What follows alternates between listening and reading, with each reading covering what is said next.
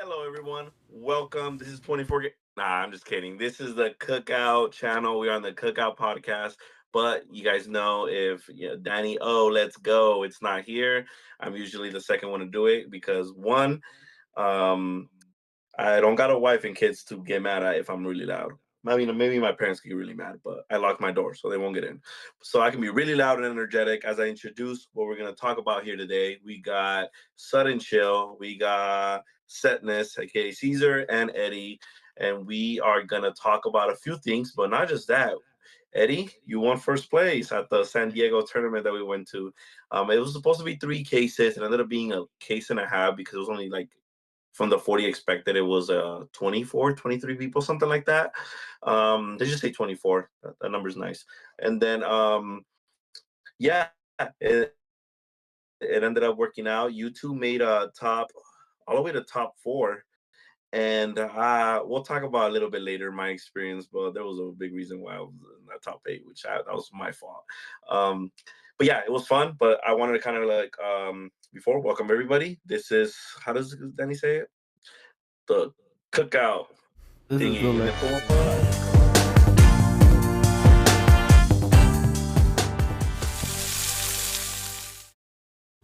Yo guys, so what's up?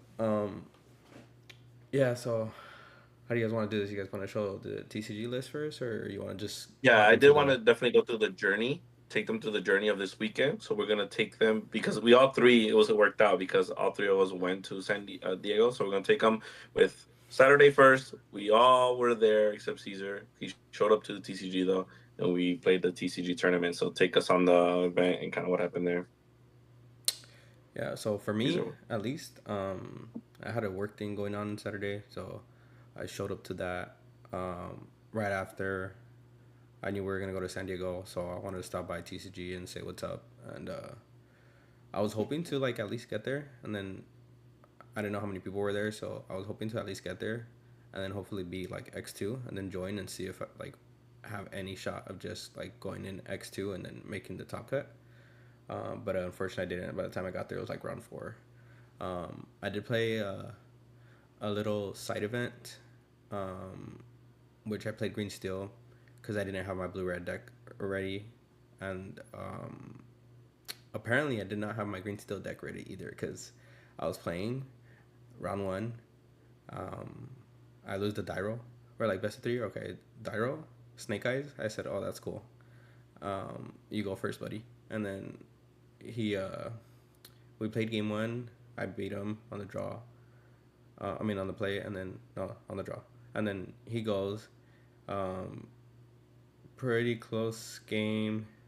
I just couldn't like fully empty out his hand, unfortunately. And then he developed two workshops. I was playing a blue red items, and then game three, we're playing close game. I'm pretty sure I was gonna lose regardless. And then I draw the top card of my deck, and it's backwards. And I'm like, oh, that's not good. And I was like, hey, bro, you got it. And he was like, what do you mean? And I was like, one, I'm pretty sure I lose. I said, and two, I have a backwards card. I was like, I don't want to cheat. I said, I didn't know it was here. Like to be honest, because I hadn't touched like my Lorcana cards like 2 weeks ago since I was testing in person, and I just didn't have one card. I was too lazy to get it, so I just like flipped it backwards. But yeah, I thought that was funny. I was like, oh. I mean, if I, and like, I don't know if anyone's gonna get mad and say I was cheating. Like, I literally did. It was a one of that was backwards, and I literally did not see the card the first two games, or else I would have like conceded from the beginning. Um, but yeah, I just thought that was funny. I like drew it, and I'm like, I just laughed, and I was like, oh, bro, I didn't know this was in my deck. My bad, dude. But yeah, I mean that was TCG for me. What about for y'all? I mean, I'll go like TCG had like what 52, how 50 like 50 something players. Yeah, it says right It here, 50, was 52 players. Yeah. 52. It had the PPG qualifier, so it was also like a PPG event at TCG. So it was a good turnout. It was best of three. I was super excited to compete. So it was 6 rounds of Swiss, I remember, and then top cut, um, prizing for top 16, but cut the top eight. For me, um, the day started very unexpectedly. I took blue red, which felt super risky because I expected the Amber still aggro. I expected aggro week one of a new meta. It's what always happens. But I was like, you know what? I'm gonna take red blue for the first time to like a serious tournament. And I'm planning to go to Texas, so it's like it was really important for me to do well at this event. And round one, I get paired up with our cookout member James, who I know from testing. He's a great Amber Still player, but honestly, like we both know what would happen, and if he had played. So I'll tell the story. Basically, we got paired up. We're like, this is impossible. 52 players in the room, but it happens. He knows I'm favored. He's like, hey, you want to split? And I'm like, you know what, man? If anyone else asked me, I'd be like, no. But because it's like early and it's because it's you, I'll let you decide. I feel like because it was early, you should have said no. I think that was not a factor. Yeah, I was thinking the same thing. I'm like, And when I because it's early, when I because say it's- early is because I was tired and did not get like 8 hours of oh, sleep early, and did not like have in the breakfast. morning. And I was like, okay, I'm gonna have a chance to have breakfast. That's what I was thinking. So I was like, you know what? It's not the worst because then at least I'll be like well fed for the whole tournament. I just have to win 4 of my next 5. I believed that I could do that. I was like, I'm gonna go against someone that lost round 1 and just end people's days like the next 4 rounds. And I was ready to do that. So I was like, you know what? You decide. I feel confident that I can still make it. Like that's what I decided when I asked James. You decide. So James took it. Or you play a mirror round 2 that they tied naturally because they play slow. No, so what It's ended a up? best of 3, so that probably wasn't gonna happen. But yeah. Yeah, so I mean, like obviously starting off a big tournament like that with a draw is it's like intentionally too. Like I signed up for the harder road. I signed up for the the tournament to be making each match matter more right out the gate. But I knew that, and I still went with the decision. I felt comfortable to take the draw there. So when I start round 2, I was like ready. I basically win. Oh yeah, round 2 I win. I think 2-1 against RP. Yeah, I went against. And then round 3 I went against Crispy. He was on Blurple, amazing player from San Diego. And yeah, there's a lot of Crispy matches this weekend actually. But we go to game 3. He beats me on Blurple. Blurple had a really spicy Blurple list. Honestly, my favorite games were against Crispy this whole weekend. But I take it first L. Then round 4 I got pretty much do or die mode. Got to win out. I go against a blue red items list. I beat them game 3. Round 4 round 4 was round 5. Round 5 was like the first round where I win the die roll and I 2-0 an RP player. And was not winning any die rolls, but I finally got one. Like all my games were going to like game 3 because I'm on the draw game 1. Have to kind of squeeze out a win, close to time. So I was constantly, learning that when you take blue red to a tournament, you gotta play at a lot more, intention. Like it was a lot of intention because the pace of the game is gonna take so long that you have to be ready to play as fast as you can to try to squeeze out 3 games, especially against like mid-range or control mirrors. Like so, it all comes down to the last round, round 6. I finally go against an Amber Still player. Dodged Amber Still all day. The reason why I brought blue red because I was like, you know what? I'm not scared of the aggro. I'll be ready for Still Song, and I get paired up against Still Song. It's the guy I played many times before. A player I do respect. It goes by Goofy Boy. And basically, I lose the die roll. And he mills me. No, actually, no, he doesn't mill me. I go down to 1 card on my deck, and he kind of like steals game 1 for me, because he's on 4 wheels and 2 beyond. Came up so hard, in that matchup. Game 2, I steamroll. It's like an easy win. I'm on the play. Kind of saw everything. Game 3, I'm on the draw again, and he literally milled me out. He just went like I would prep, and he was like, "That's cool.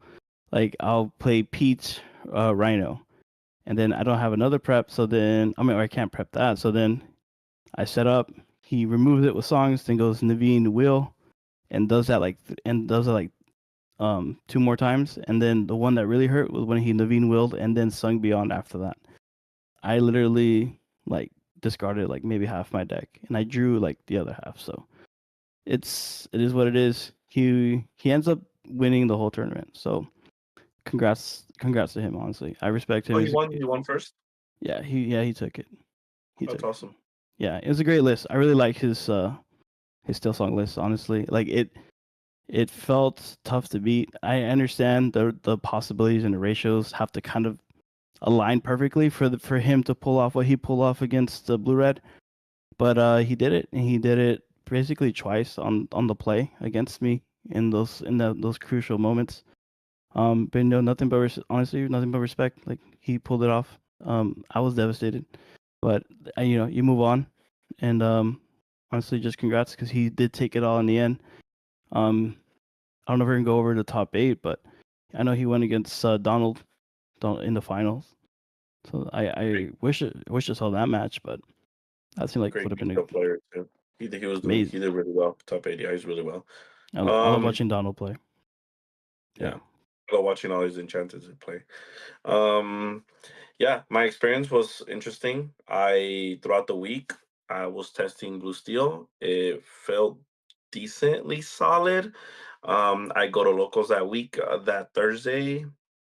They asked for volunteers off work, and I was irresponsible. I'm like, you know what? I'll volunteer off work. I'll just go test on that. I get first place with Blue Steel, but it can be false data sometimes because it's a locals, right? So I was like, okay. And then I go the next day on Lorcanito, start doing kind of bad with it out of nowhere, and then start winning a lot with Blurple. And I'm like, you know what? I don't know. And then I ended up locking in with a nice, very confident Blurple list that I had. I still very confident, like that list a lot. Um, and yeah, so me and Danny kind of take the same kind of list and route. I lose, if you guys know Mostar. I know some of you guys know him. He's one of the great Lorcanito players. I lose to him and one of his buddies. I don't remember his name, but yeah, both of them, I lost to the same deck list. Both of them, I think at one point, I know the other one guy that did this like I think all 3 games. It was nasty. He was turn 2, shift Diablo, sing friends. I have 2 ink. Let me play double Merfolk. I had to deal with that as a Blurple player, and I'm over here like ink, play, sell, like play a popsicle or whatever, like pass. But I don't know, I like the list that I took. I played interesting like Rafiki. I played the Luisa, and I was playing some stuff that people were just like not expecting. I think my favorite play was when I was like play Diablo, like sell play Diablo, and they would go like shift Rhino quest. And then I'm like, Rafiki, trade with your Rhino, keep questing with my little Diablos. Like it was really cool. The Luisa was there for interactions for like purple red. I can hit at them, but Amber Steel I can hit at them, and if they have to swing back, it deals 4 damage. So most of the characters die. No Rapunzel value. Rafiki, if it kills something when they hit back, no Rapunzel value because it only has 1 strength. What I like the Rafiki a lot is that he still synergizes well with Crab. It synergizes well with the bell. So I took that list, and I'm very confident in that list. I'm tweaking it a little bit. I think the Into the Unknowns were not as great in this list because I didn't need them because I was playing so much rushers. So I kind of should have changed ratios there, but it was a good tournament. Honestly, it wasn't the deck list. I sometimes just take my L's. So, but it was a fun tournament, and then that leads to, so we missed the top cut, right? We missed the top cut. Cesar wasn't able to go. That leads us to going that same night to Bam Bam's Carlos's pad in San Diego. Did we want to talk about some of the first players here, or did we want to just kind of go into the route there? I can like gloss over them real quick. So I already showed Okay, you so guys we'll the first pause there place winner. right before we go to San Diego. We'll talk about the list that did do well while they were playing, while we were on the road practically. Yeah, we'll just kind of gloss over them. So I showed you guys the first place guy already. The one that Eddie was talking about. This is Donald's list. His green steel. Um, I mean, pretty basic with like a few like one-off texts with the Lewis, the Basil, crazy Basil. I've been always doing a 1-0 of that for a while, and I always get called troll. But I know Del Bolito's What's been doing it. Del Bolito has been doing it too lately. So, um, What's and yeah, funny it's is pretty good. Donald messaged me. He needed a Lewis, and I was like, I got you, bro. Like the night before, I got one from CX, and he came through with that Lewis. I like Lewis a lot in green. It's it's a good body. It gives something reckless, so it's a good tech for like aggro or just a good card. Like I really like Lewis, and it's one of the good new cards in green. So top four Oh, was a this is the purple. guys. This is a deck list Yeah, I just was not expecting. this Oh is a deck God, I list lost to that this. beat Hector, and it beat our other teammate Mike. Mike. Shout out to Mike making. Oh shoot, I skipped over uh, Kevin's cousin. Right? Is it Kevin's cousin or brother? Yeah, Something like Goo. that. Shout out Yeah, to his him. cousin. Yeah. Uh, the Rhino package. Purple red. Uh, Interesting. Purple Red made it. I like it. yeah, I like this one's not on no Hades, and he's like on some type of weird befuddle, right? Like that's yeah. actually a very weird like list, low key, if you think about Shout it. out to Mike. No new cards. No new set 8 cards. And I think that's top 8. Well, there's another like. Oh, Adam. We'll look over Adam's list. Let's see. Some weird Let's see his cards. changes. Yeah. So There's a few changes. Gene, Hook, obviously the Rhino, Shift Line. What does that Gene do? It's just whenever this character quests, you may remove up to 2 damage from chosen character. Hmm. Uh, Interesting. cool. Well, Yeah. what's interesting is he cut down his Rapunzel's to 2. Smash. I think he's just trying to I think just trying Three to just dogs. have more. have a consistent opener. Oh, we got Yeah. More one the boy, drops. the boy Lucky. Shout out to him. In top 8.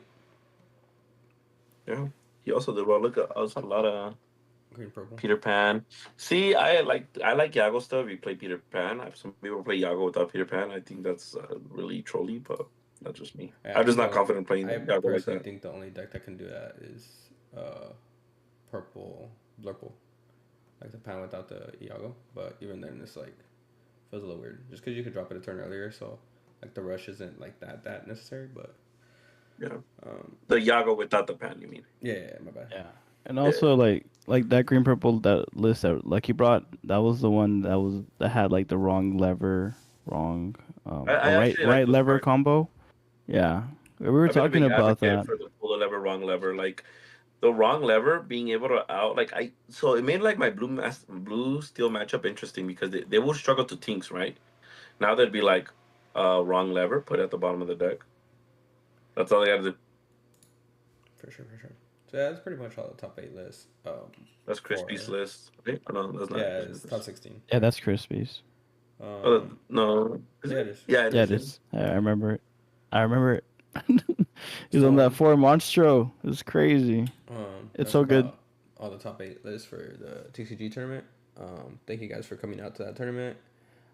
Quad case PPG event, so that was pretty cool. Yeah. But So yeah, before we left, I made everybody help me crack a case. That was fun.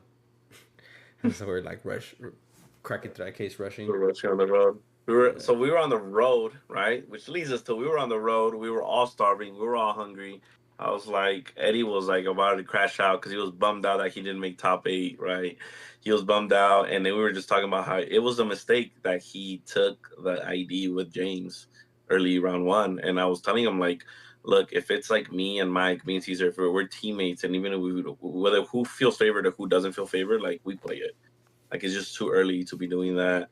But sometimes we learn, and then right, like I learned something also from the San Diego event that kind of messed me up from topping. But let's go on to the thing. So we're all driving. We're all kind of like I'm tired. Caesar's tired because he came from the work.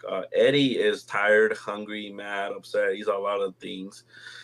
But I'm like, you know what's going to solve this? Some 50-50 Slaters. So he tried 50-50 Slaters for the first time. I don't think Caesar's ever gone, but he didn't really get the experience because he got a salad, but his piece.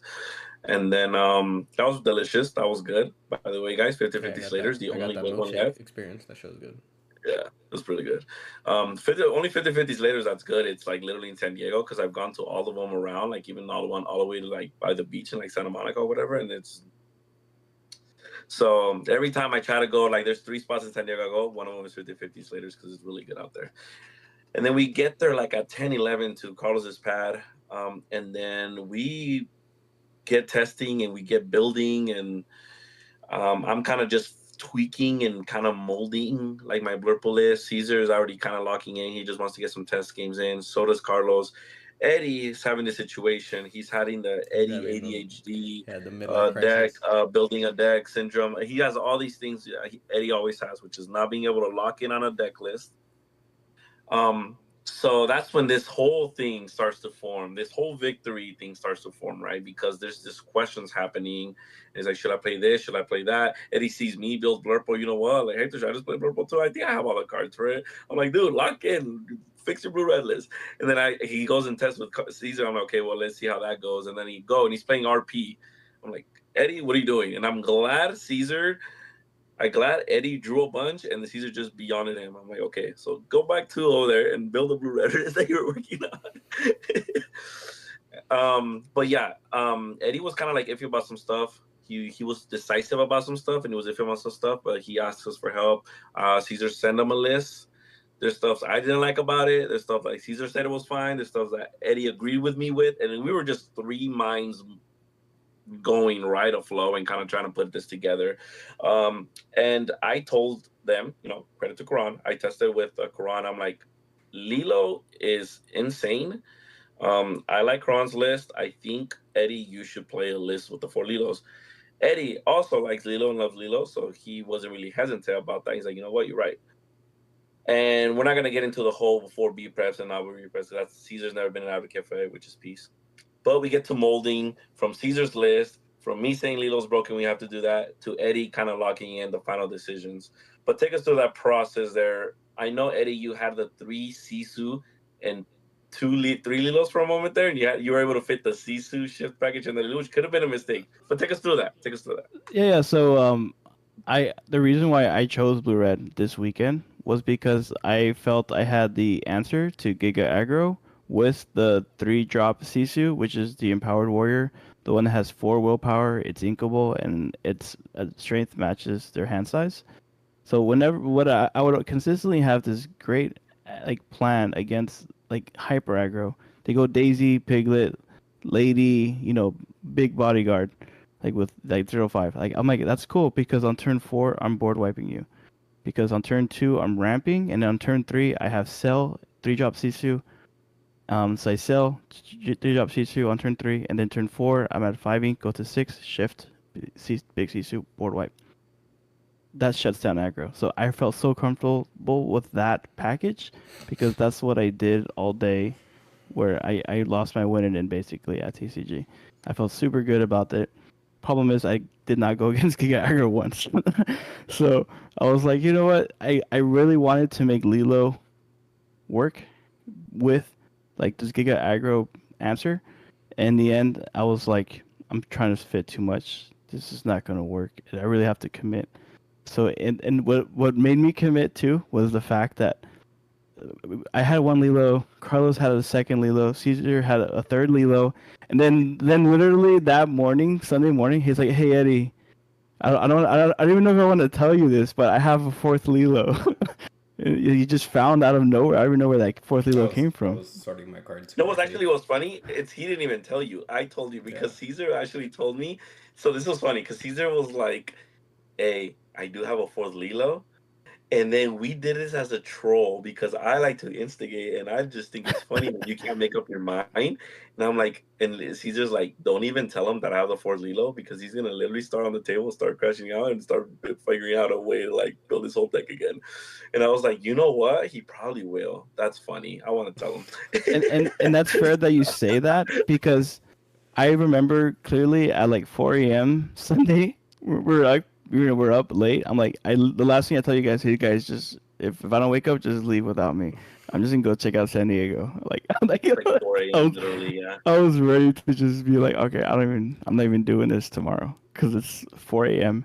The tournament starts at 10, and somehow we're gonna make this happen. So that fourth Lilo, was they on the way to the car? There was a decision we made all in the car. What was it? I can't fully remember that one. Was So that the the fourth Lilo final, with the I had yeah? said the night before. Um, so this is like kind of my part of the story. Like, I was testing. Yeah, go ahead. I was pretty sure I was gonna lock in on this item list. But once I saw, I think Eddie and Hector were practicing first before he even asked me for any of my list. And I think he goes to me. He's like, "Hey, Cesar, what are your lists, bro?" And I was like, "Look, bro, I have a like a half. I have a full. I have three lists. I have a full item list that I'm not really thinking about at all playing right now. I said I have like a half shark, half. It's funny because it's half shark, but half shark, half like item list that I'm more than likely gonna play. As I said, and then I have this shark manor list that I think is really good with Lilos. Um, I said, look, bro, if you want my honest opinion, if I wasn't so item like enthusiast, I call it item horny. If I wasn't so item horny, like I would be playing this exact list. Like, and I showed him my Lilo list, and I'm like, I think this list is so good. I said I had stopped playing for 2 weeks, but before I did, this was the deck I was testing the most, and I went like it was best of ones, but I was like I went like 10-0 and like best of one, and I was like it just felt so good. Like I wasn't losing to anything, and so I showed him that, and I think he started like building kind of like his own version of it, and he started losing again. I think I'm assuming because he comes back later and he's like, "Let me see that item list," and I'm like, "Bro," so I give him the item list. Um, I'm kind of testing, and I hear him like kind of crashing out over there. He comes and tests it with me, and I think I play him with blue red, and I'm playing green steel. I think we play like one best of three with it. I think I beat him, and he like kind of like down the dumps about it. So then he switched to red purple, and it went even worse. Um, so I told him I like literally reiterated to him again. I said, Eddie, if I wasn't so item like driven with this deck, I just love playing items. I said I would 100% be playing this legal list. Like it does some broken stuff, and it was already late. It was like 3 a.m. I think, or like 2 All a.m. of this is going on, guys, from 12 at midnight to like 3, 4 a.m. All this we're talking to you guys And I about. told him, Yeah. I said, like, bro, let's go, because they started watching Hector and Carlos started watching like WWE or whatever.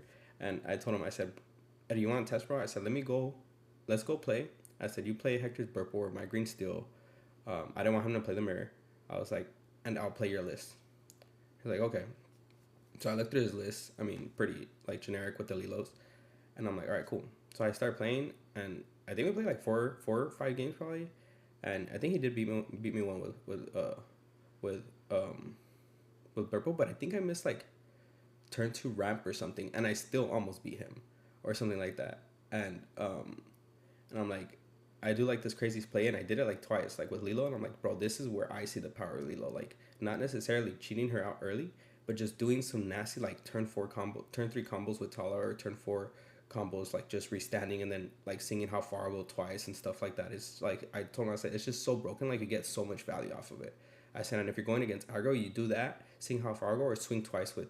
Well, you really be able to sing twice with Tala, but you can like sing your how far go still, and then use your only sing like one how far go, and then use your Tala to swing after you do that, which is still giga value. Um, so he did that, and he goes like he's playing purple, and he like goes like turn three manner, turn four manner, and I'm like, that's peace, because when he developed the first manner, after that, I don't even remember what I did, but I didn't even develop a body. When he drops the second manner, I developed Tala, but I already had a Vitalisphere. And he's like, I even say like, dude, I'm probably gonna die here. But no, I did like this crazy like Lilo play, and I just took out both his manners. And he's like, bro, what the hell? And I'm like, yeah, bro, like this is broken. After that happened, because I had a Maui in hand, I said, after that happened, I said, bro, I think we just cut Maui's. I'm like, I do not think we need Maui's. I say, I think we need this Vitalisphere, because I just kept, and he told me after that it was just one Vitalisphere. He told me that it was just one, and I just kept recycling that Vitalisphere. Like, that Vitalisphere was putting in so much work that game. And I was like, dude, I think we go like 2-3 Vitalispheres, just cut Maui, and then we just go like to the fourth Lilo. And at first we were all hesitant, but I think it was when Hector was saying like we lock in that morning when we were in the car, and once again Eddie doing Eddie stuff, because we told him about the fourth Lilo. He started doing Eddie stuff, and he was like, oh, what if I forgot what he started saying. Like, I'm gonna put in this Hydra. I think he even mentioned Hydra. I'm gonna put in Hydra. Like, what about Hydra? I was like, oh my god. I'm like, bro. I said no. I Bro. almost crashed out right there. I said if you don't feel comfortable, I said don't leave the Maui's in. I said, but I do think taking out Maui's the right call. Let's go up to like 3 Vitalispheres. And basically the way he made the fourth Lilo fit, he was just like, F it, I'm gonna go to 61 cards. I told him, I said, we're not gonna play Maui. Like, you could still play like a 5 drop. Or I think me and Hector said, like, just play Donald Duck. Like, it's fine. Like, you can use him as a rusher with the Vitasphere and stuff. So that's kind of like how we ended up on that. I think I thought he was still gonna put the baby Sisus in the 1/4s, but after the tournament, he told me he cut him. I was like, all right, bro, thank God. And I love that Donald too. I love that Donald too because through experience to the one where we had me and Mike both like the one like right before we locked in with the 5-7 whatever. So I thought that was great. I'm like, yeah, you know what? That's probably a good call. Yeah, like, can they see the list? Like Yeah, since we're You had just Let It talking Goes, about. right? yeah, Yeah, yeah. so There you go. the let it. So yeah, I'll show that right was now. that was my. Well, Yeah, that was like my call in the end was with the two let it goes. So like what I ran is basically like a combination of what like Caesar showed me, like with the potential lines with Lilo and Vitalisphere, and then combined with some of the stuff that I kind of kept from my build on a TCG. Like at TCG, I had two let it goes, I had two Donalds, and those have their own type of value that just kind of like Donald just kind of always works. Like it's not wrong, it's not right, but it's just always when it pluses because what it does is you play a 3/4 that can quest for 2 on turn 5 after you play Tala if you don't have anything else to do. It's On turn 4. if yeah, on turn 4 exactly. If you happen to be bricking, that bailed me out of like one game where I had like two big CCUs and like a prep. Like just helps me get to that extra ramp. It doesn't. What the best thing about it is not just that it's a good body, that because the top card of your deck becomes ink, you can keep a card that you maybe might need later, and that's all. Was one of the rare ways you can kind of draw. You just kind of +1 in hand size just by not inking, and it's a cool thing that only that many cards can kind of offer. So Donald Duck felt comfortable like from playing it this weekend in 2 tournaments. So I felt good with Donald Duck. And just yeah, and then what Caesar said, having that big Vitalisphere line as an option is always nice. But where it really came up to is that it's the singer, because Yep. what makes it work, like what makes blue red Lilos work, or I guess what makes Lilos work in a blue red shark list is singers. Yeah, 100%. Yeah, Yeah, that How was I far don't just mind. also Let It Yeah, Go. I was I big on think the Let Let It It Go Goes. definitely in Yeah, that deck is nice. I was big on the Let It Goes too, but I was one to say like we cut down to 1 if you wanna, because I wanted to stay at 60, but I mean you're cool with staying at 61 and that's peace. I mean that's definitely a preference, but I mean it worked out right. I saw like I was watching a majority of your games, because I wanted to see how you're piloting and stuff, and there's a lot of times that the second Let It Go did come up, so that's good. But yeah, so we'll start. I We'll kept show the list. seeing the Tala singing How Far I'll Go. He played Lilo Hardcast. Stan Tala sing How Far I'll Go again. Yeah, I mean So good. the value. best thing is So play it for good, free, right? dude. But if you hardcast it, it's not bad. Like you get to see how far go It's twice. not bad. Yeah, but It's not bad. we'll start with Yeah. Hector's day, and then we'll start with mine, and then we'll show the list moving forward. I So already kind of that showed you now we're guys at the whatever. tournament, guys. Yeah. Now we're at the tournament. We get some better buzz coffee because you gotta go San Diego and you gotta might as well get the better buzz coffee with our 3 sandwiches. All 3 of them. We get one with no avocado because I don't like avocado. And Eddie starts misplaying because he misplays and he already grabs the wrong sandwich. He grabbed the I don't one know with how no avocado. So the how time I'm the last one to eat mine, I open it. I'm like, this has avocado, dude. I'm like, you want an avocado? How do you not taste that avocado? Take a big old chunk of avocado out. But hey, maybe the real mistake here is me not liking avocado because everyone loves it. But whatever. Anyways, that's already bad. I'll start. Energy's already misplaying, so you got the misplay out of the way. And then we start the tournament. They ended up, like you said, sadly cut the pricing. It was like 2 game format, so that kind of was bummed out about that. But we all play. There's a lot of good players, so it's 24 players. But I can confidently say like there was 15 good solid players there. So like that's pretty good. So which is not saying that the ones are bad. Like everyone's good, but I'm saying like 15 like good, solid, like like consistent players there. So it was really good. And then we play. Um I think in one round you guys avoided each other. You guys didn't have to play, right? Until top four. Until top four, you guys have to. Me and Carlos have to play. I'm looking around the room. I know my blurple was bad into blue red. I kind of knew that.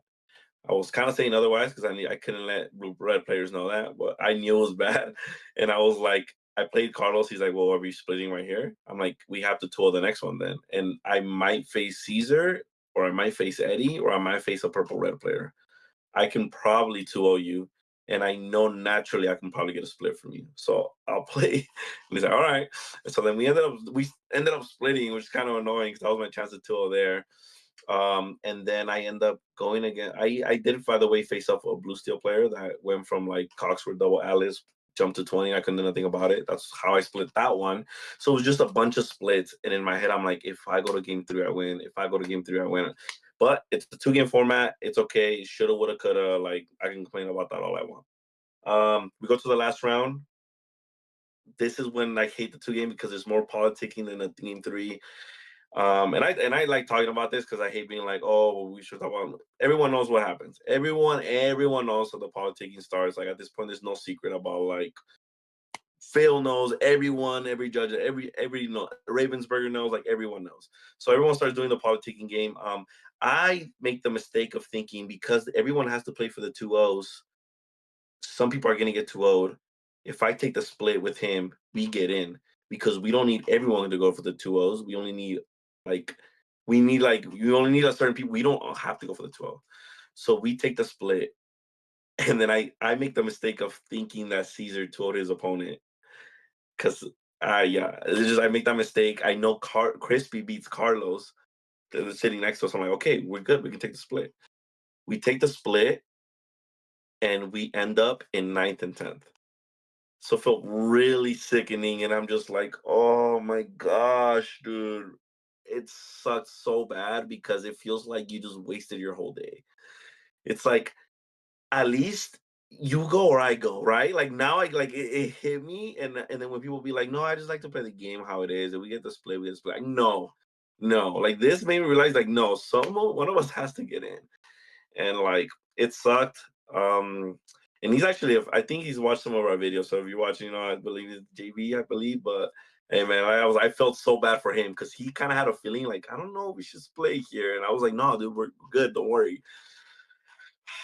So that was my day, but 2 of the cookout members made it, which was Cesar and TCG teammate, and then Eddie, also, Suddenchill from Red Sabers, which was pretty cool. And they don't face each other in top 8, but they face each other in top 4. But I'll let them kind of talk about their experience there. We'll start with Cesar first. So I would give you the fact that you split, like, really not saying that it's not a mistake, except thinking that I too old. Like you should have like kind of looked at me or something, and I would have told you I lost game 1. But I was table 2, and everyone from me and below was playing it out. So it's not like you get what I'm saying. Like the only one that split was, or actually did table 1 play? No, table 1. Oh no, Eddie was table 1. Yeah, I split. So what messed me up is I because split Carlos last had round. our record. Carlos had our same record. He was playing down, and Crispy 2-0'd him.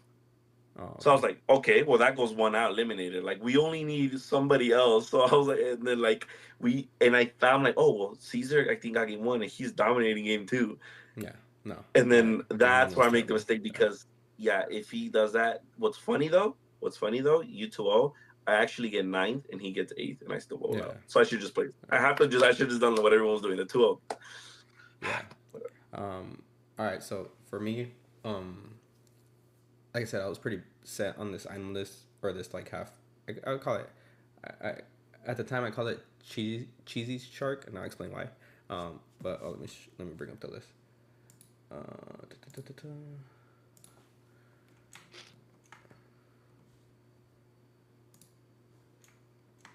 I think this looks good enough. I think. Yeah, this looks like that. So at the time I called it cheesy shark, but on my updated list I called it what did I call it? Shark Palmer, I think I called it. Shout out to Hector. We're talking about Shark Palmer because of Arnold Palmer. Yeah, because it's like a half and half split. The only reason it's called Cheesy Shark right now is because of the 8-drop song. It allows you to do an OTK combo if you set it up. So that's the main reason I called it Cheesy Shark. But I was pretty set on this list. I figured there was going to be a decent amount of aggro too. I forgot how I had it before. Or I think I had like Medusas in here and stuff. And I was like, you know what? Cut the Medusas. I'm maximizing on this Sisu shift line. Go up to 3. I would have liked to be up at 4. And I'm like, and my game plan around them. It's just like I'm just gonna like shift Sisu on them, like just make it like more as consistent as I can to shift Sisu. And if it gets that late, I'll get the shark and then start pirate slicing to get back some of the lore, right?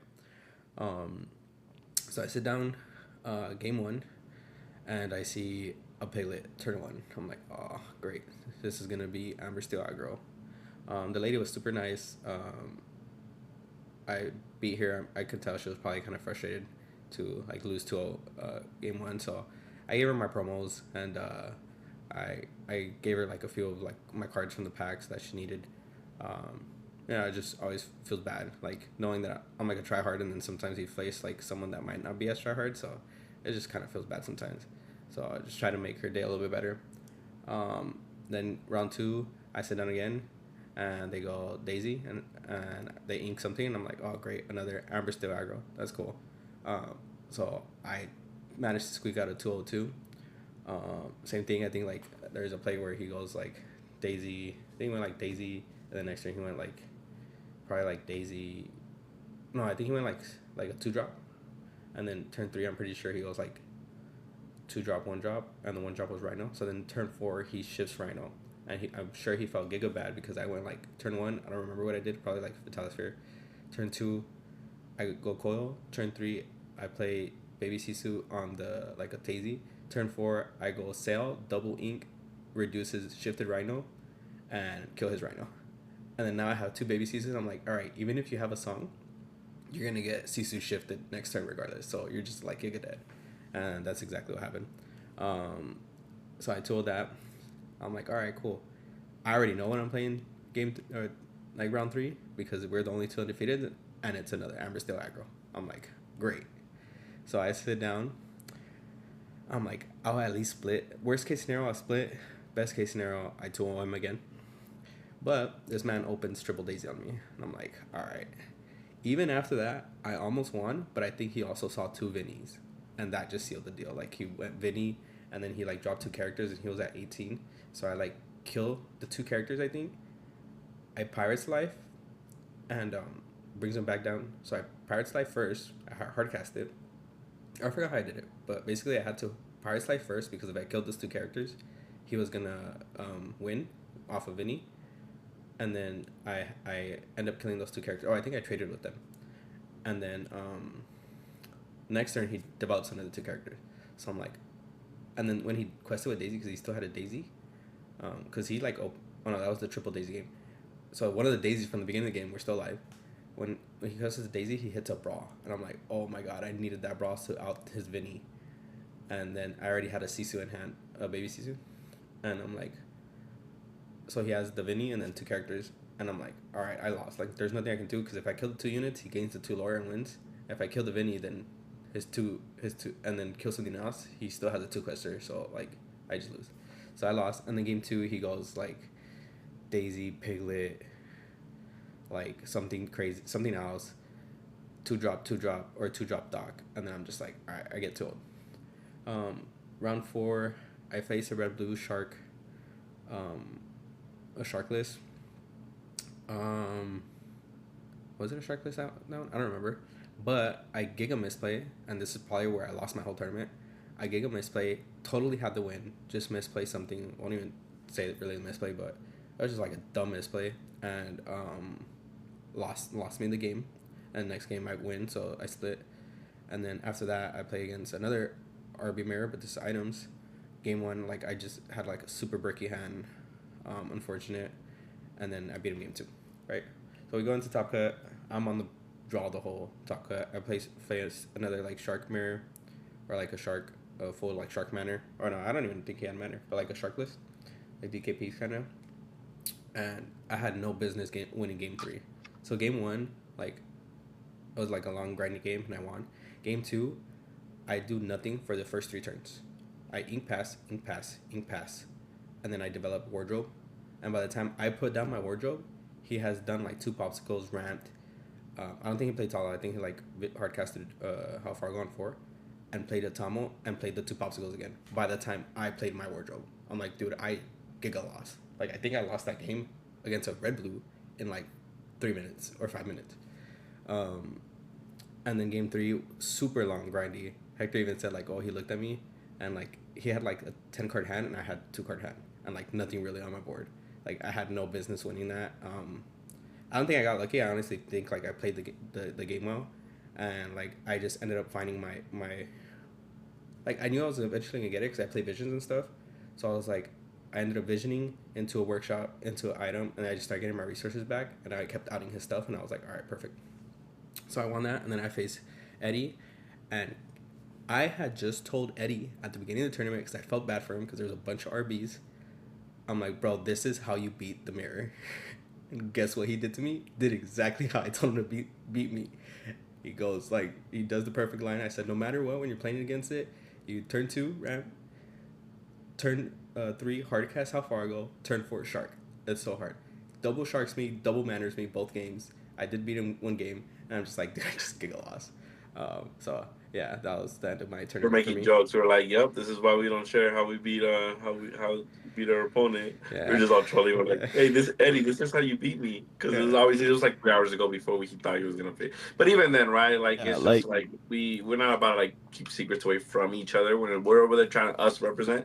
So we're trying to get us to like beat the field, right? So yeah, but just like it just happens to be collateral damage. Yeah. Like but I said like the game plan is to meet in the final, you know. Yeah. What I said round 4 I misplayed was because if I had 2-0'd him, I was more than likely gonna be higher seed, and I think that itself would have won me the tournament. Yep, that matters a lot. You're on the bottom seeds, yeah. So I think that would have won me the tournament. So that misplay, like Giga messed me up. Like I do think that was fully my fault. I like Giga misplayed, so I got like nothing. I will say this tournament, it was a small tournament, and Crispy, dude, sitting next to Crispy, hearing him play is so funny. Like he says the stupidest shit ever. It's hilarious. Not that he's dumb. Like he just says funny stuff. Like it's funny. And then there are some other like San Diego people that were there. Like it was for me. It was just like a really good vibe the whole time. Like I was cracking up the whole time. But yeah, this is the list. Like half sharks. The cookout guy, the podcast one. Oh yeah. What did he say? Yeah, he's like, oh, dude, you're gonna freaking roast me on the channel and this and that. He's like, oh man, you're about to roast me so hard on how you played me and stuff. He like played the whole cookout. Yeah, it was funny. This is the list. I honestly he played the whole cookout. That's right. Yeah.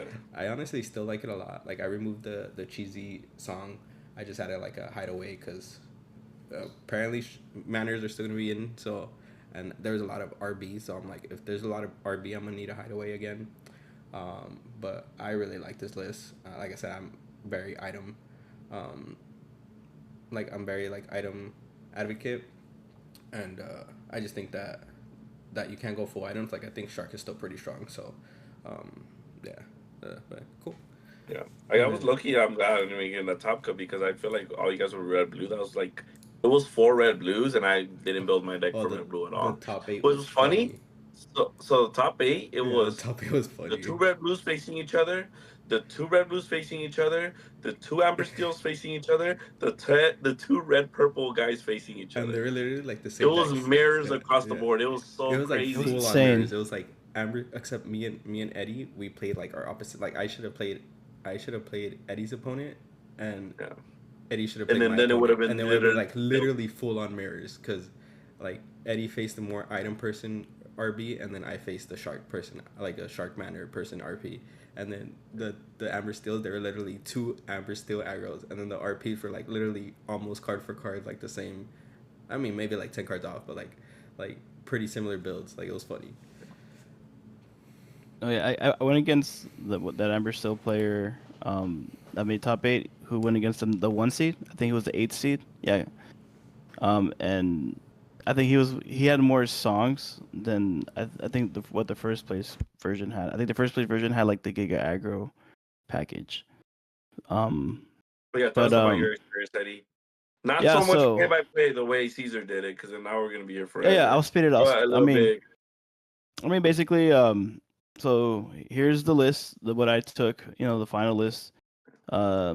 Sorry, took so long to reveal it, but here it is. And honestly, this was a list we literally put together on the card right there. Literally did not test it at all till that tournament. So but the thing is, I've done this before. Like when I literally went to a DLC in Texas, I just freestyled the list. So I'm comfortable freestyling. That's my style, and I like it. I'm used to it. And I take this first round. I go against RP. evasives. I lose on the play, win on the draw. Round 2, I go against Steel Song. I 2-0 it. Round 3, I go against Crispy again. And we were joking because literally yesterday at TCG, I went against Crispy in round 3 also. But this time he wasn't on purple. He was on RP evasives with like a crazy list. I'll talk more about his list because we meet up again later. I probably should have got 2-0'd. We both know I should have got 2-0'd, but I stole game 2, which was nasty. It was like literally like my only out was like finding like I top deck a shark. I had a Vitalisphere in play. I have enough to like rush the shark, find a into the future, Yeah, and he then went just to go hope one Visions. of visions. That's right, visions into the future, and then just hope one of the top 5 is a cheap action, and I found it, found the sale, and Which isn't that lucky, to be honest. The lucky part was yeah. you top Yeah, well, I'm decking saying the you're shark. digging for 5. You better see. You play so many actions, right? No, No, what the was lucky part lucky was top was decking the shark. exactly that was the lucky part because I didn't. My hand was not gonna win me. I was like, hey, let's see what happens.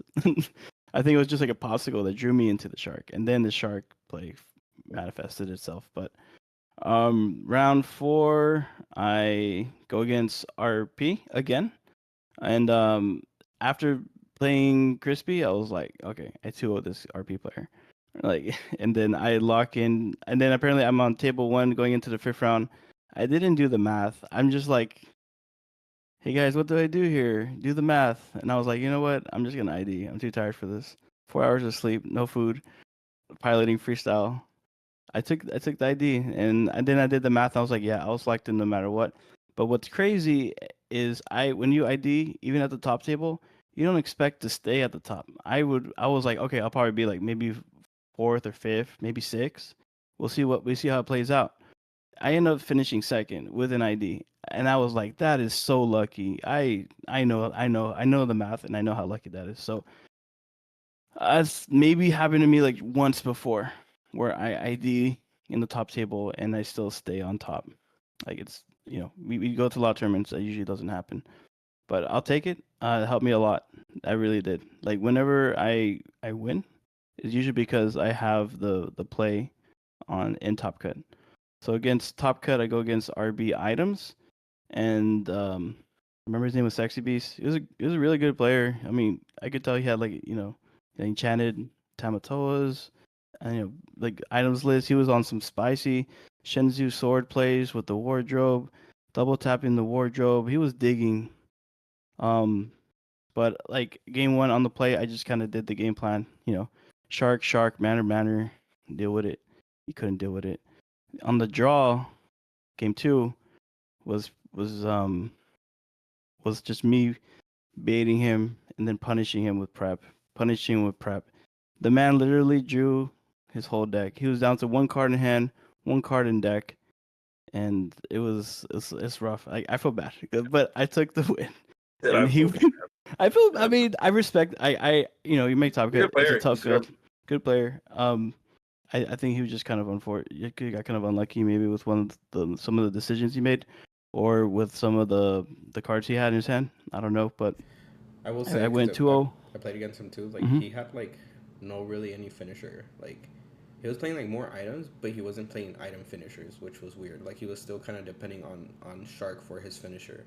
Uh, Yeah, Yeah. that he was one was of he them. was heavy on. Which is peace, but you have to like sometimes like that if you play the mirrors and they have questing bombs and you don't, that's when like even if you out sometimes and I learned this from RP. So sometimes literally just comes down because like I outplayed you, but you had more questing bombs. So like I lose. Like you saw more gold. So you saw like and I outplayed you, but I still lost. So it's like literally sometimes stuff like that matters. So I mean, and then let me like I guess not ignore the list too. There were some sick lines I was able to pull off, like throughout the event. Some highlights to stick out before I get into top 4 and not.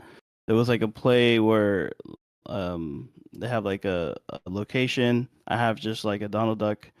And then I find Lilo off the top. Like my Donald Duck hits the location for 3. I play Lilo, ready it, give a Talisphere rush into my Lilo, out the location, and then I think they had library, and then my Donald finishes whatever they thought was gonna get value. My Donald finishes their Diablo, which they thought was safe in the library. but because of Vitalisphere, because of Lilo, I was able to sequence it in a way to just giga value. That was one example. Against another example is on turn 3 I Tala, turn 4 seeing how far I'm holding on to Vision, I'm holding on to Develop, or I'm holding on to Vision and then hoping to find Develop. Seeing how far, play Vision, dig for Develop. I find Develop, dig for Lilo, play Lilo. Or maybe I'll dig for how far if I have Lilo, and then I'll play Lilo, and then grab ready Tala. Then Tala sings how far again. I did that line like more than 4 times in the tournament. Like I think it was literally. pretty cool, like because he said he got like no reps in, and we were all going off theory. But like I mean, like for the most part, we know what cards are right, so we're going off the theory and all that. But we would like do a round, and then we'd do like talk about situations that happen. We're like, we should do this, like like that little like in a boxing match. Like Eddie was in a boxing match, and then he was in the corner, and then we had like me and Cesar kind of talking about like, okay, well, like yeah. And Cesar was like, wait, sometimes play the shark first, and then play something. So it was funny. Like every round, Eddie was getting like a little bit like coached up a little bit. He was like Obviously getting not. better I'm and like, better. yeah. So he was in him. So like we were like building up his like the Dragon Ball Z percentage. Oh, we were building up to Super Saiyan, dude. It was like it was so funny.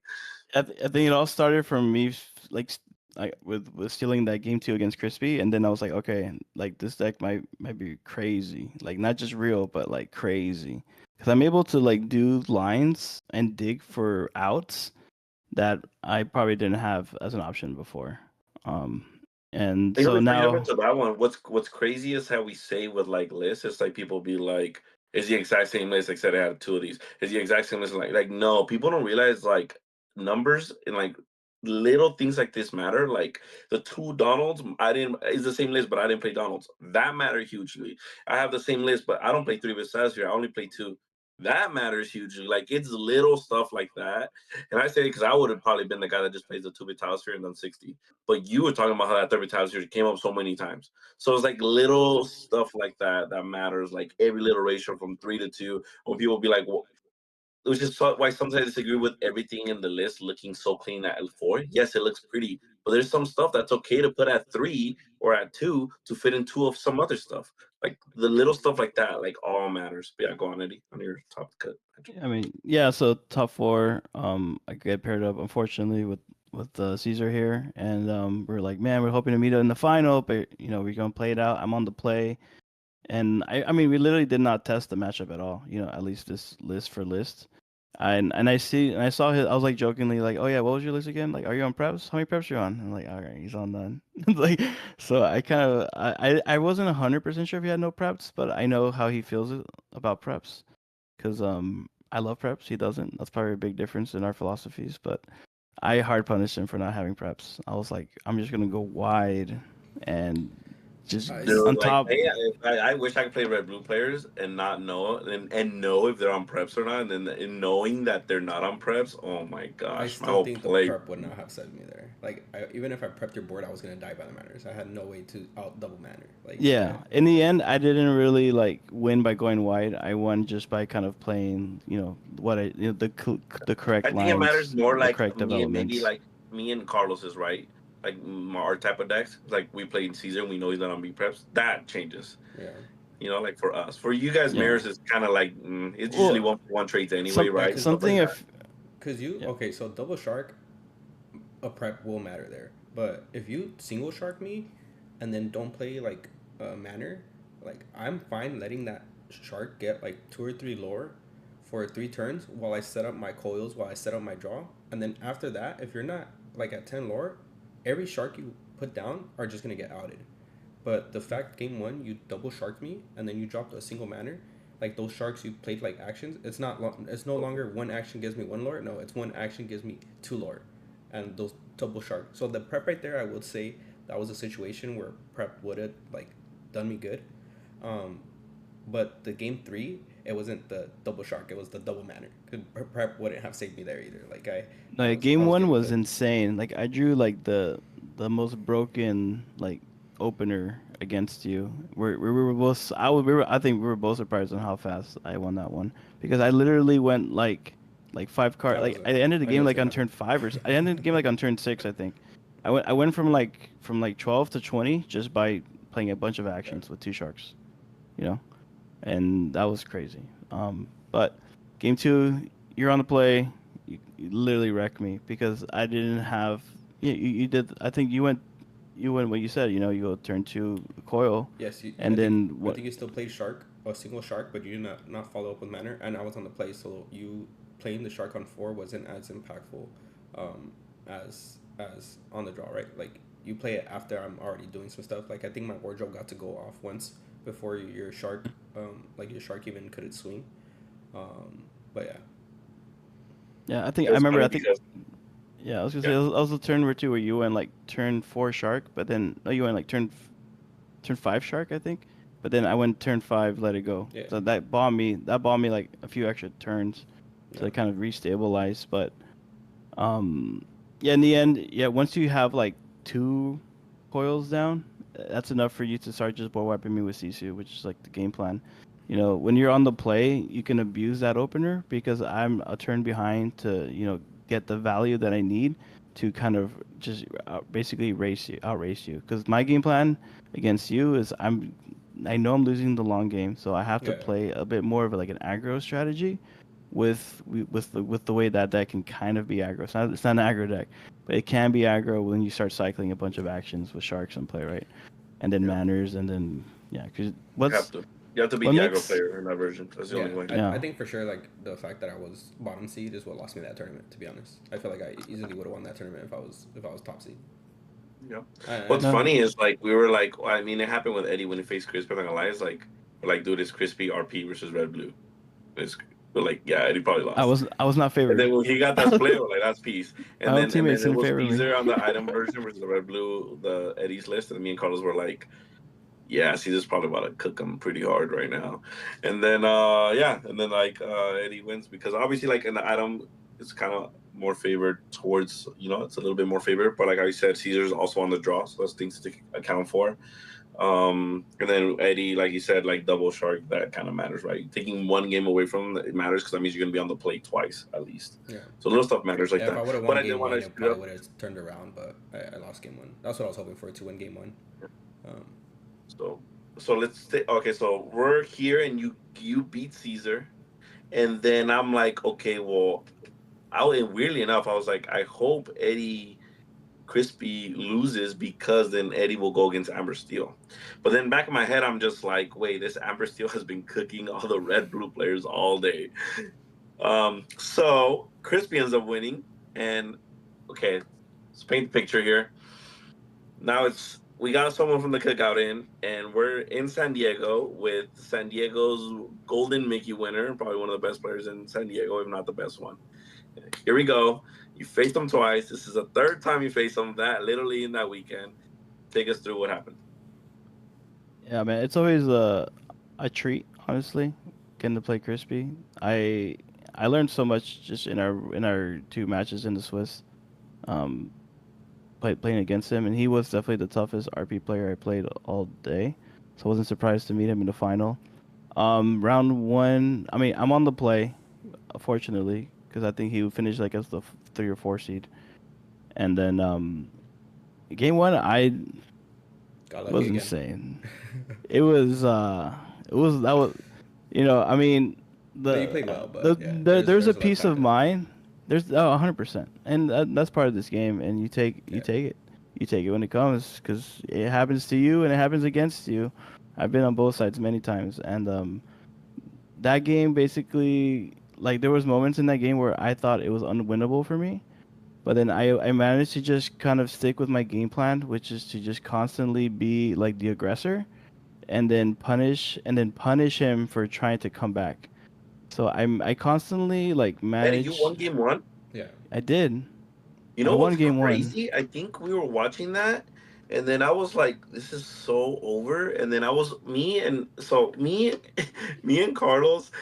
We did not we had negative energy towards it. It just already looks super over. We're all hungry, and I'm just like, I think at one point is like, what's yeah. Why are you still happening? playing? Yeah, There were the yeah, that's it was literally like that. And then I think someone said something like, and he's like, why I'm just gonna try this. Is I'm like I'm just surprised why you're still even playing, like not going to game two already. So, but yeah, go ahead, explain Because the. it's because I'm relentless, and I do not care for time when when there's no Fair. time limit. That's the Eddie Zamora line for sure. There is one. And I played my heart out. Honestly, it was so much fun to So how'd you win play. game one? So I won game one basically by him, like pretty much like I Taking won it. by lore, but he was down to like the last. I think he literally drew his whole deck. Yeah. He drew his whole deck, couldn't stop me, and I found I basically did just enough to like keep the game going until he just ran out of cards. And Yeah. and he ran out of answers. He ran out of ability to close it out before me. Like just the fundamentals, right? It just comes sometimes that's just what it comes down to. And you know what? You know what's crazy though too? Like you didn't draw busted, and No. that ink. That's when it hit me. And you split with him in Suez, and that's when it hit me. I was like, I was like, wait a minute. Actually, he's not as favored to this red blue matchup as he is, because I'm like, this deck is just drawing a lot. He's pretty much scooping, and he has like 15, 10 cards in his hand. So in other words, this man is not playing enough removal to go TB toe against red blue. And if he just plays the aggro route, you play like B preps and you just play. I'm like, oh, and that's when it kind of clicked that it was a good chance here. But yeah, So go ahead. it came down to him. Like he's literally he played keepers on me like 10 times. So he's literally like not just And drawing his Hades deck. and all this stuff. Yeah. Yeah. He was on three Hades, the new one, the 7 drop, uninkable 3/6 that on play deal damage to something on your side, deal 2 damage, and then draw two. On quest, same thing, triggers again. So whenever he played that Hades, that's what I was holding my Let It Goes for. That's what I was holding my B preps for. In these control mirror matches, the biggest thing is managing your resources, and I'm able to be kind of be patient to kind of blow the bomb when I need to blow the bomb, not doing it too soon, not doing it too late, depending on the board state, depending on like the lore count, where I'm setting up. I'm trying to control the momentum, right? I'm trying to be the aggressor. Because if I'm behind, like I'm always gonna be behind early, but once I be prep, the game starts. And now it's like a war of attrition. Yeah, he Yep. has 15 cards in his hand, but I'm putting in the problems, and he only has so many answers. So I noticed in all the games we played, he was holding on to like a crab Maui combo, also crab combo. That was his main removal for my stuff. So whenever he played his Questers, like Pegasus, the evasive one, the He didn't really have questers. Diablos.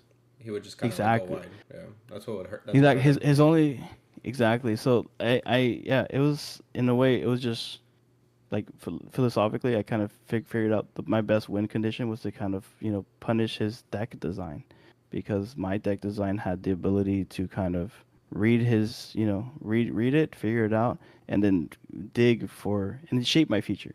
So I win game one. Game two, just to keep it short, I lose. Game I He's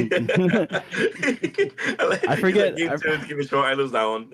I lose that one because I don't want to go too long. But Yeah, we won't talk about it was that. like a 30. It was like that was like a 30-minute loss. Where game one was like a 50-minute win, and then game three. Oh, I'm gonna stop you right here because this is a part where I'm gonna call you out. I'm gonna call the whole crash out moment right now. So Oh, the these game two people line. start leaving at the end of round two. They start like closing shop, but not fully because some people walked in middle game three and they were still like serviced. But they close out shop as in like kick the people that were there out, not kick them out, but you know what I mean. Start putting the tables away, or whatever. So it's like practically only our tables stand up, whatever. Okay, so Eddie, we told you all this journey. Us being tired, of being at 4 a.m. Of me and Carlos waiting. We're hungry. We're starving. Okay, we're waiting all that time, and then Crispy and then Eddie were like, um, you know, yeah, like I think they're closing up. We feel bad. Like let's take the split. Dude, me and Carlos were about to crash out. We like Carlos walked away because he was literally mad, and I was like, "What do you mean?" He's like, "We'll just take the split." I'm like, I looked at Eddie. I'm like, Eddie, we did all of this. You're in San Diego. We waited this whole time. Remember what happened yesterday? You're playing, dude. And then Chris was like, yeah, I also feel bad because But then, like, I think we kind of all convinced them, like, dude, you guys finish it off, like, play it. And then the stoner was It like, nah, yeah, was don't worry. If you guys want to play it, you guys play it. Like, this and that. it was crazy because yeah, like the pricing was reduced, which was unfortunate. Like we were hoping to be playing for like a case each, I was instead fine we're with them playing for like splitting for that half a reason. case. Like the pricing was like to play another Exactly. because at this point it was like already like an hour and like 10-minute match, and their game three, if it went anything like game one and two, it was probably gonna be like a 2 hour like finals. And I'm like, bro, there's no way we're doing a 2 hour finals for a case. Like, there's no way, in my opinion.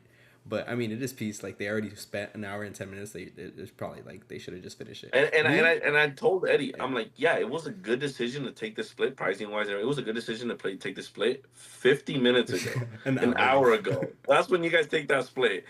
Like I was gonna be more upset that we walked out, watched an hour and 10 minutes for no reason. You know That's what? peace. Waste 40 more minutes of my time. You're coming back with first place. That's What's what I what, want. yeah, and that's I mean, in the end, I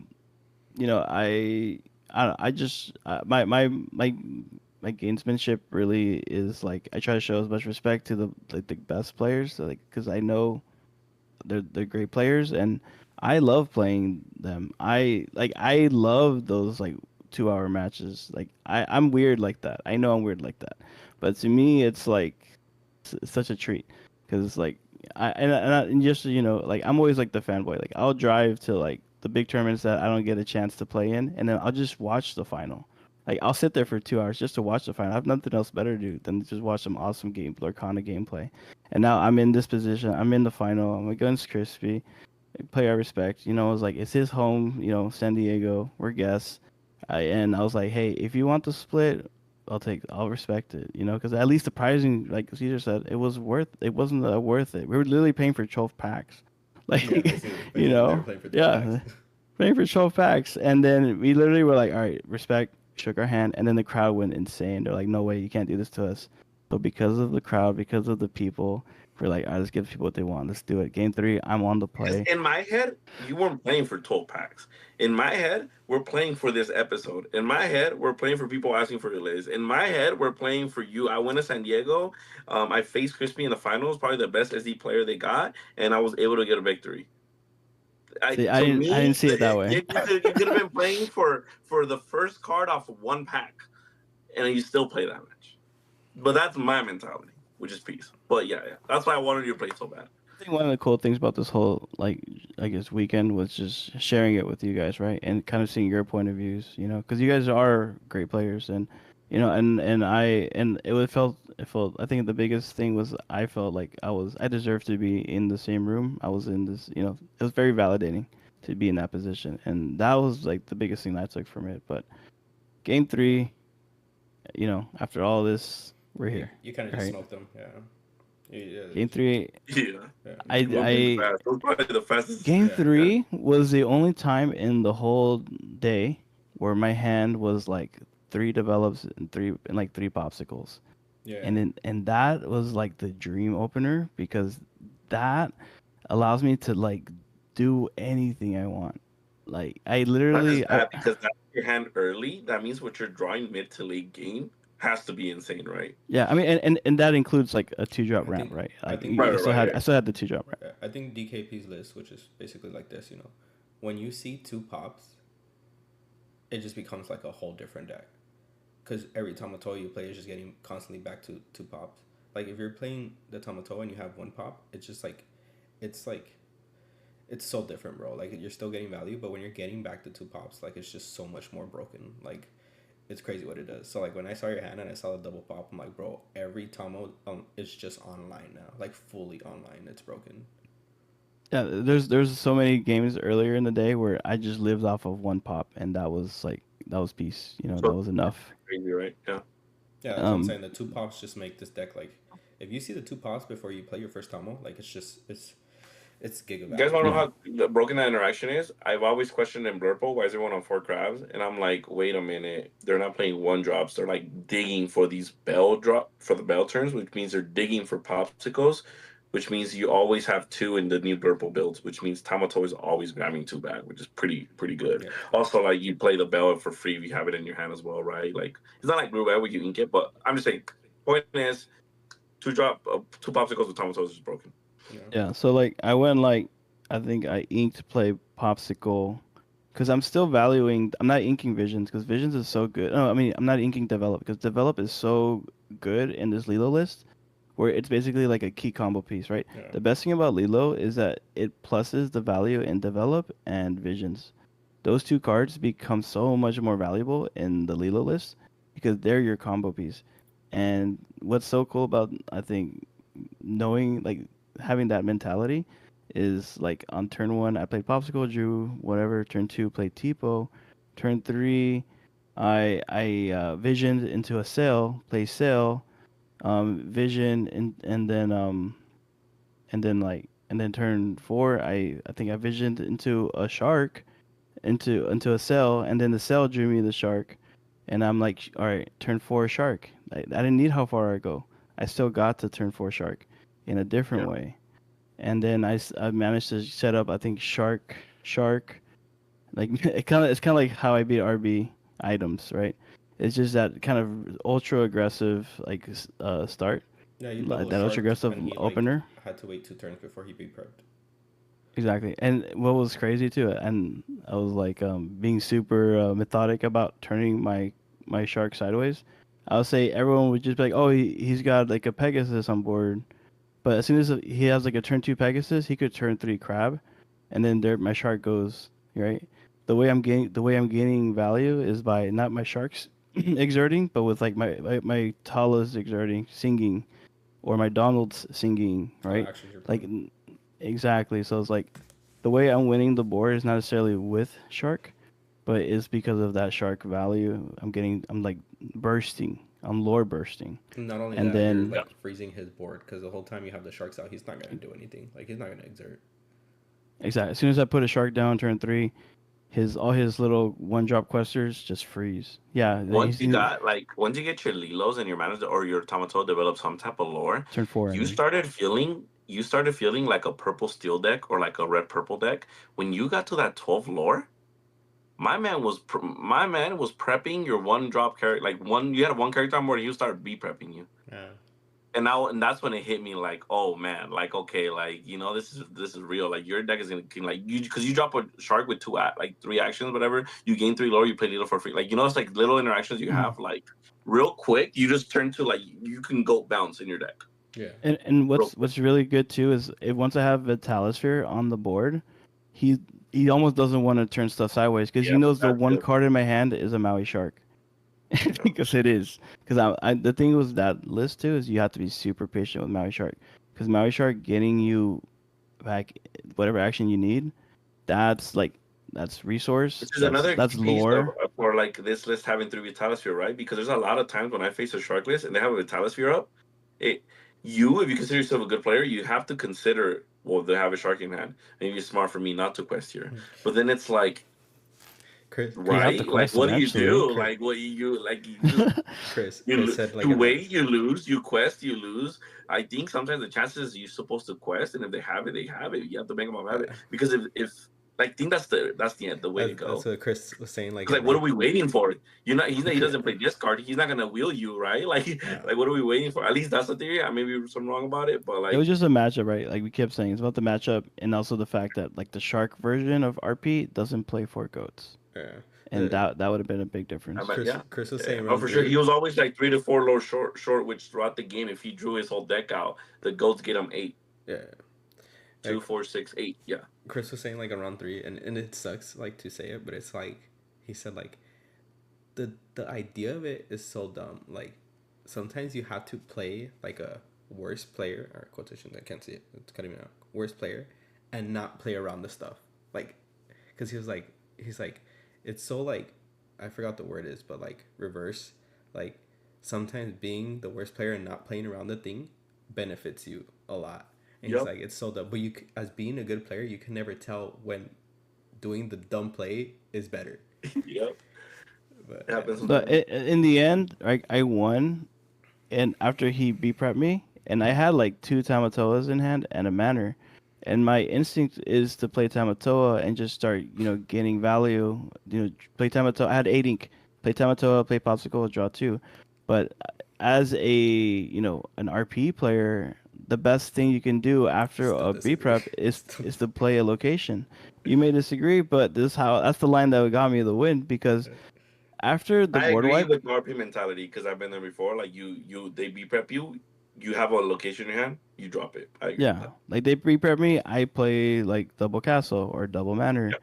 That's just a why that option is okay is because No, wait, did you B prep him? if they B prep me is because they didn't have the ability to deal with my previous board state. Oh, So now I'm forcing them to have the immediate answer. And if they had, and he did have like a Maui, but he didn't have the Maui crab. I expected the Maui crab, but he didn't. And because he didn't, I had 2 B preps in hand. I B prepped that. Then he He's plays shark, and I B prepped the shark. And now I'm like at 18 lore with a manor. And you know And what? In my head, we were thinking, and I still fully think we agree with this because that's a great RP mentality. But I was thinking like more. I'm like, okay, I was like, this is an RP player that just be prepped 2 monsters that were standing.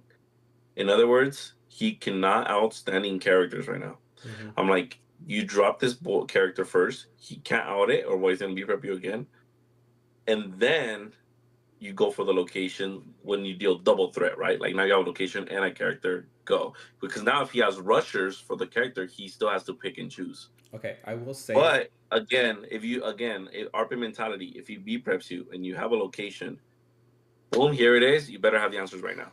And I think because we watched Game in Twos and he always had the answer, it just felt And then super here, wrong. And the time of top yeah, place feels super right, but it works out sometimes. It yeah. just My thing why I say it's the wrong play is because it's not like he had a 3 card hand, and you're like, you better have it. No, he had an 8 card hand. yeah, he had like 8. Like, so like like the 5. chances It of was like 5. him having it were really high. Yeah, but he was also at high ink, so friends gives him like another 2. I think he still had enough ink to like finders and still do it. He just didn't find it. Like, so like it's really high. My thing, if it was a shark that you're gonna play instead of the manor, then I would agree with the manor. But you had a Tamatoa, so it's like, all right, you're at 14 That's lore. always the go-to. Yeah, Yeah. you're at 14 I, lore. I You play the Tamatoa, you get back your 2. You're also more ink efficient. You get back your 2 popsicles. You get your 2 popsicles. If you find a vision, you hardcast the vision, and you just kind of use your whole ink. And then he has to remove that Tamatoa because if not, then you go to 16, and then it's just what do you call it? Like he delays the inevitable. Like he has to out that because if you quest with that, like it's still a threat. So it's just like I don't know, but obviously it was the right play. He didn't have the answer, and yeah, you got it was just manor then the location control because like I guess the reason why I went with that line is because the way I like to like play with Tamatoa, knowing he has Giga Value, is like I'll present the threat first. If you deal with it, that's peace because I'm gonna reload my hand, and I'm gonna constantly like dig for a threat. It's like there's like three. It's like Well, three or four. isn't the threat there the Tamatoa? No, I went with the manor I would say because the the threat is more the manor. Tamatoa because there's only a Yeah, few that's what ways I'm to saying. out Like it. the threat is the Tamatoa. That's It's why I a wanted you to drop the standing, Tamatoa. it's a standing like character that the only way to out it is with like immediate removal, right? So like he has to have Not an even outside. He outside needs to clears have, it, right? And yeah, by this point, we knew he wasn't on Tremaine. So by this point, we knew that Elsa alone doesn't clear it yeah. So either. he would have to So also he has to do crab, like a lot of yeah, stuff. also crab, Dragonfire, or be prep for But his like own. because we go on and on, I don't Yeah. want to. We're not about to go another 30 minutes talking about you guys because we went last time and Eddie, we can tell you about it. It worked out this plan, Yeah. but hey, It's peace. It's that's peace. it worked out. That's all that matters. and That's all that and matters. and I appreciate like the feedback because that's how you get better. Like if there's an Yeah. optimal line, if because literally the first time piloting this deck, so I admit if I And could have played sometimes a it's little peace. Like better. now in my head, we can be thinking with player blue. I'm like, you know what? Let me look at his discard. Maybe he has like three Mauis and 3 crabs in his discard. I'm playing the mana right now. Yeah. It's like little scenarios that I mean, maybe that's what we should have done. Our mistake was like maybe that you didn't No, look at his discard and no, you no, still made the no, right play. no. Yeah, But I did look. So there was moments where yeah. where I knew he was out of preps because I knew he was Oh, out I of know. Yeah. preps. I went Like, heavy. I went heavy. So I was like, I did I think everything I we all could. like the audience. I was like looking at your side. I think we all felt it. I'm like he ran out, Yeah. and like you just had the game 3. I'm like he ran Yeah, out. no, Like, yeah. Game 3, he drew his deck and he just ran it, and I was just 2 ahead, and he was unlucky with some of the cards he I will drew. say the whole time, I'm like, 100%. man, if he was on the lady package in some form, Yeah. or if he was on the gold package, he was missing one or the other. If you're gonna stick, you know what I mean, like just one or the other was gonna get him there. Yeah. But yeah, Peace. it was good. Hey, it was awesome. It was Huge shout great. out to Eddie. Good stuff, bro. Yeah, Eddie. Yeah, I know he was a little like disappearing for set 7 for a minute there. And he comes in set 8, and it's the beginning, and he comes in smashing. And you know what? Sometimes good deeds don't go unpunished. Shout out Yeah. James getting that ID, and so it was. I should Hey, have you did a topped good 2 deed. days, You did a man. good deed for James, and they just paid back and gave you a win for Sunday. That's just funny. Um, Yeah. But shout out but yeah, to us going to that Chinese place after, and I charged my car and we ate, we grubbed, we did it. yeah, we have the picture. We'll probably send it to Danny if you Yeah, can so we probably could post post the it. thing. And I know Eddie sends it right here. So we had amazing Chinese food, and Caesar was ready to go home. But as you guys know, he drives a Tesla, whatever, and it worked out because the Tesla charging station was literally walking distance from the Yeah. Chinese food spot. So it just all worked out. And they gave us our food like this, Yeah, and it that was just worked out perfect. Yeah, give a it shout was out an to awesome Carlos for that. it was an awesome experience. Yeah. Also staying up till 4 a.m. testing, and then waking up in 3 hours, 4 hours after that. We also had to shower and all that. It was insane, but it was fun, and it all worked out, man. Yeah, we're trying to make this episode short, guys, but we love to talk. It was an exciting weekend. Honestly, even though it's like a small tournament that Sunday, like it was like honestly, it was like the most fun I had in a tournament in a while. Like it was just hella good vibes. Like it was a good time. But anyways, we'll head out here. We just want to mention this weekend. It is France tournament at the Hungry Dragon. It's a 2Ks tournament. $30. I forgot what time it starts. We'll put the picture on the screen. But that's probably where we're all gonna be at. If we all go, I think that's like the only tournament this weekend probably. If you guys find out about another one, because I think this one's on Sunday or Saturday. If you guys find out about another one, let us know Sunday, and we might do a 2 tournament weekend again.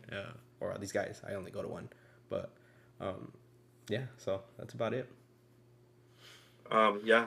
You guys, any final thoughts? We'll go one by one. Final thoughts this weekend, no matter anything, just final words, Eddie. Yeah, no, just shout out to the cookout.